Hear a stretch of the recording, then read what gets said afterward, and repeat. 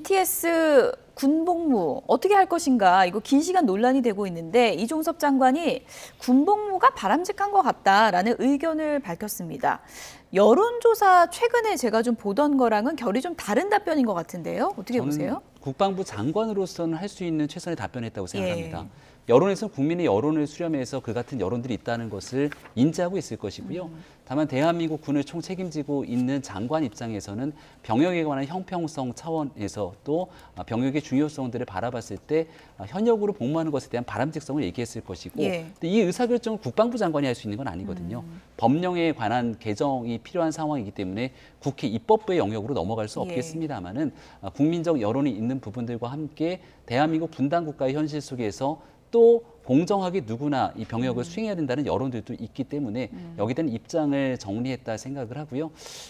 아마도 이 문제에 대해서는 여론조사에서는 어느 정도 높게 나오고 있습니다만 시기, 때 이런 그 상황에 맞춰서 또 여론조사는 언제든지 다르게 나타날 수 있거든요. 입법부에서도 좀 진지한 고민이 때만 되면 국정감사 때마다 나오는 단골 메뉴 이슈인데요. 예. 이렇게 군불만 떼지 말고 좀 성과를 낼 수 있는 모습들이 이제는 좀 나올 때가 됐다고 생각합니다. 네. 저는 뜨거운 감자라고 생각이 들어요. 그래서 사실은 입법이 안 되는 거예요.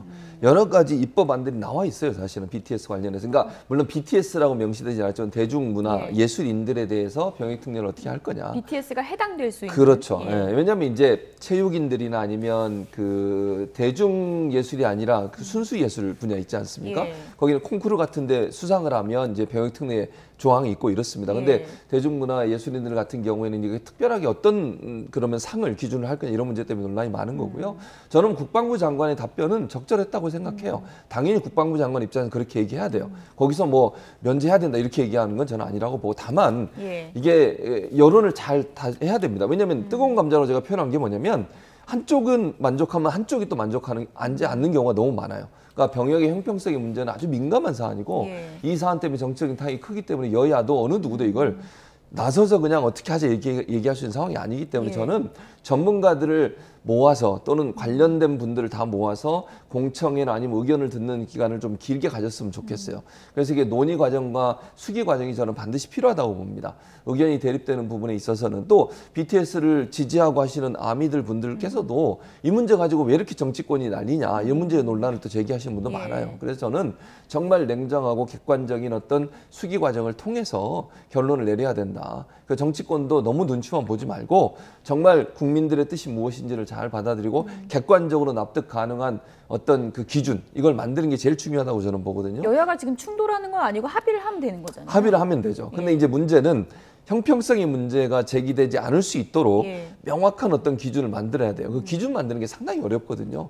예를 들면 그 뭐 콩쿠르나 이런 거 같은 데는 세계적으로 인정받는 어떤 기관들이 있지 않습니까? 근데 대중문화 예술 같은 경우에 그러면 이제 뭐 예를 들어서 그 탑 10이라든지 뭐 이런 데를 해야 될 텐데 어떤 걸 공인된 기관을 볼 거냐 문제 때문에 논란이 많아요. 그래서 이 문제는 아까 제가 말씀드린 것처럼 전문가들이나 관련된 부분에서 일하는 분들을 모아서 수기 과정을 충분히 거치고 국민적 공감대를 형성한 다음에 결정해야지 그렇지 않으면 후폭풍이 만만치 않을 거다 그런 생각이 듭니다.